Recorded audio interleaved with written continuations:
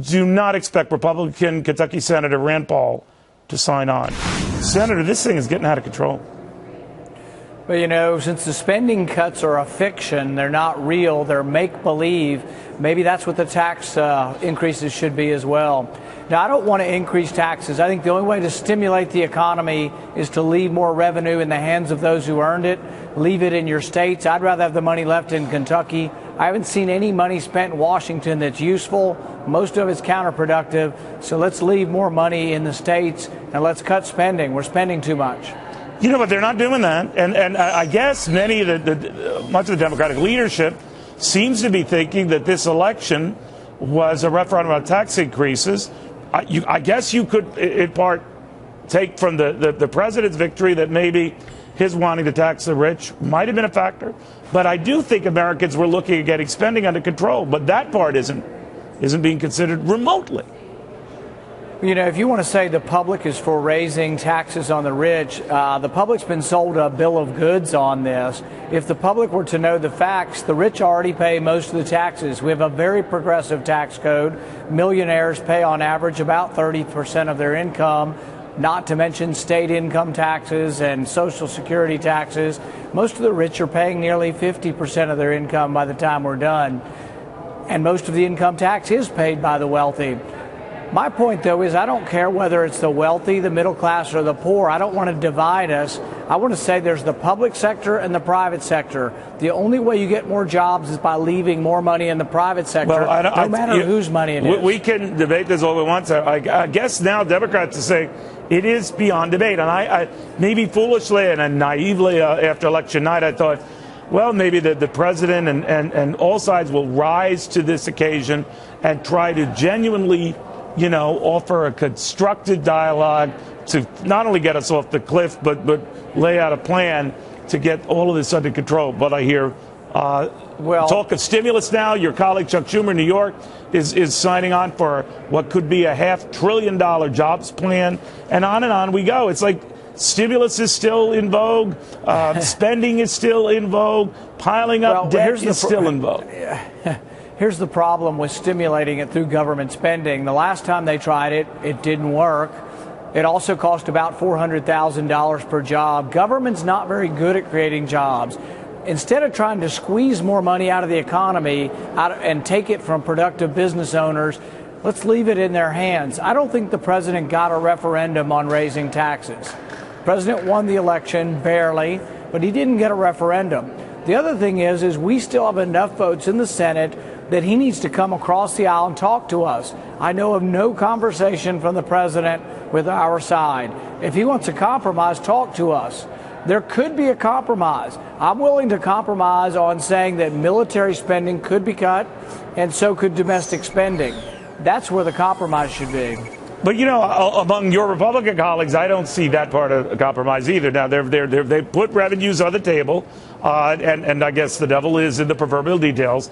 But when it comes to spending, they're very, loath to cut their near and dear issues like defense. And they, for very valid reasons, just as Democrats will tell you, very valid reasons for, going slow on entitlements. But with that mentality being the case, what do you think is going to happen at the end of the year?